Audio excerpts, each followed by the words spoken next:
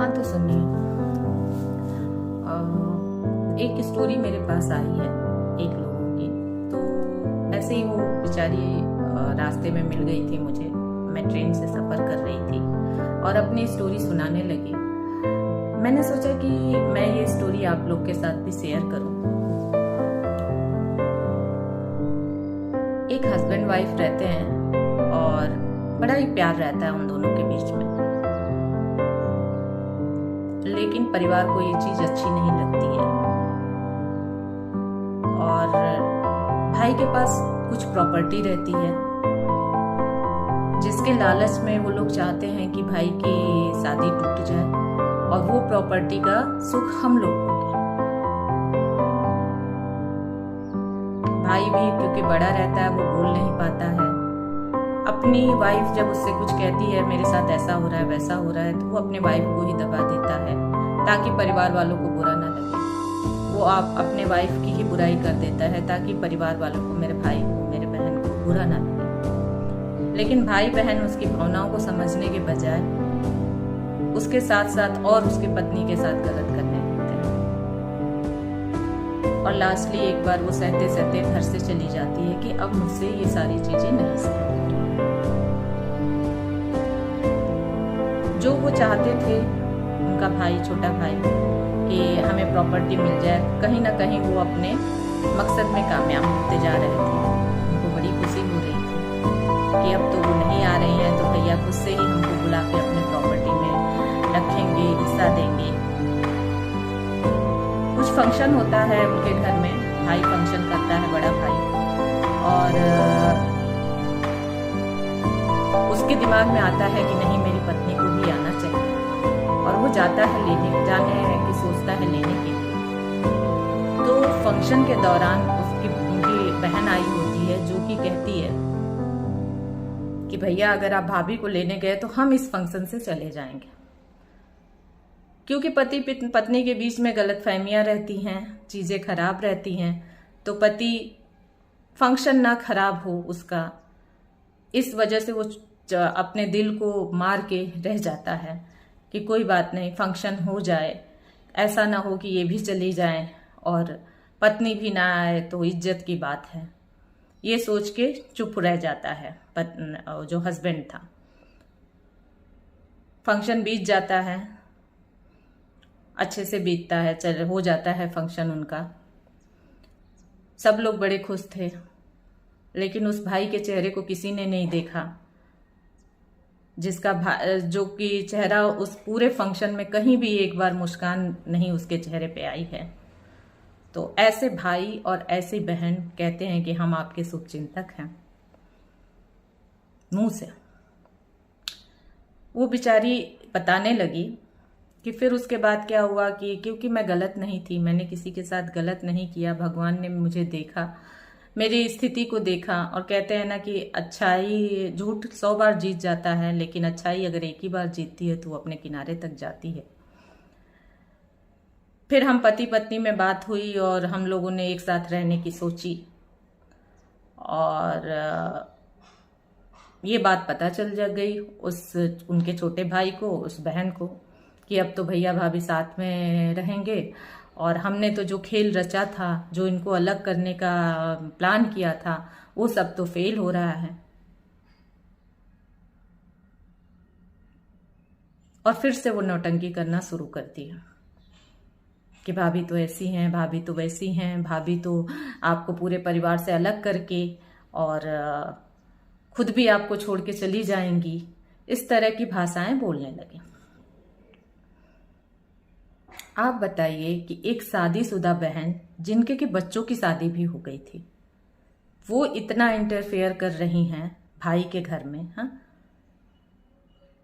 अगर भाई एक दिन भी बीमार पड़ेगा तो क्या रोटी बना के देंगी?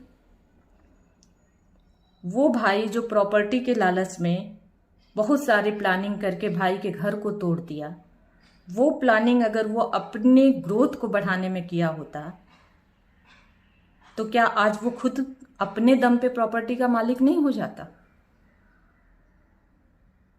अरे मैंने यहाँ पे अनपढ़ों को प्रॉपर्टी का मालिक होते देखा है, जो एक अक्षर पढ़े नहीं हैं। अपने दम पे, उनको किसी के भी प्रॉपर्टी का लालच नहीं है।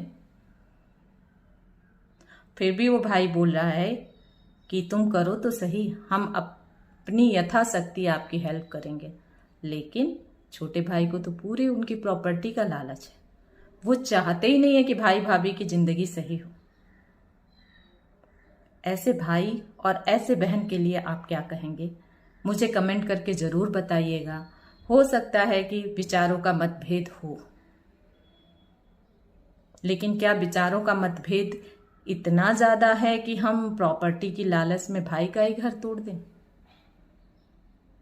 क्या वो बहन जो खुद शादीशुदा है, जिसके बच्चे हैं, वो एक दिन भाई के लिए आके रोटी बनाएगी?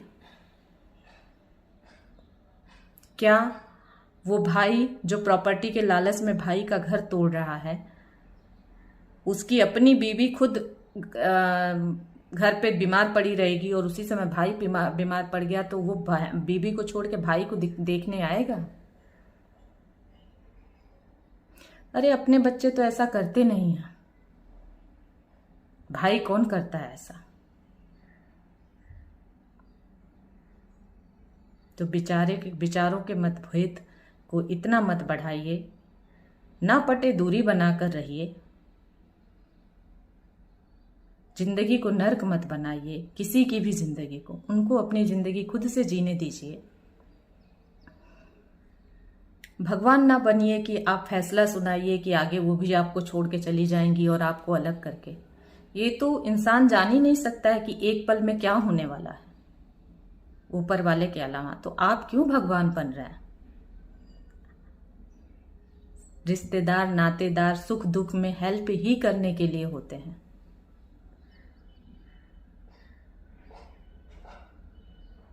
आपका डिसीजन लेने के लिए नहीं। पड़ोसी खुद के घर में क्या हो रहा है, उसके पति उससे कितनी दुखी हैं, इसका ध्यान नहीं है। उनकी पत्नी उससे कितनी दुखी है, इसका ध्यान नहीं है। उनके बहू बेटे उनके इससे कितनी दुखी हैं, उसको सही नहीं करना है। उनके सास ससुर उनसे कितना दुखी हैं, उनको सही नहीं करना है। लेकिन दूसरे को ज्ञान देना है, दूसरे के घर में क्या हो रहा है ये जानना है, दूसरे का डिसीजन जरूर लेना है। तो ये सारी चीजें कहाँ तक सही है? अगर पड़ोसी दूसरे का घर में ध्यान ना दे के अपने घर में ध्यान दे तो शायद किसी भी बहू बेटे में और किसी भी सास ससुर में लड़ाई झगड़ा ना हो, सब एक साथ रहें एक दूसरे की भावनाओं को समझते हुए। तो मैं उस बेचारी की स्टोरी सुन के थोड़ा द्रवित हुई, इसलिए मैं शेयर करना चाहती हूँ। मैं ये नहीं कह रही हूँ कि कौन गलत है कौन सही है, लेकिन मैं ये जरूर कह रही हूँ कि अगर पति पत्नी साथ रहना चाहते हैं तो आप लोग कितने दिन उस पति का ध्यान दोगे कि आप पत्नी को दूर करना चाहते हो? आप लोग कमेंट करके जरूर बताइए, जरूर से बताइए। और वो पड़ोसी जो कि डिसीजन ले रहे हैं वो दोनों पक्ष को सुने, एक पक्ष को सुन के नहीं।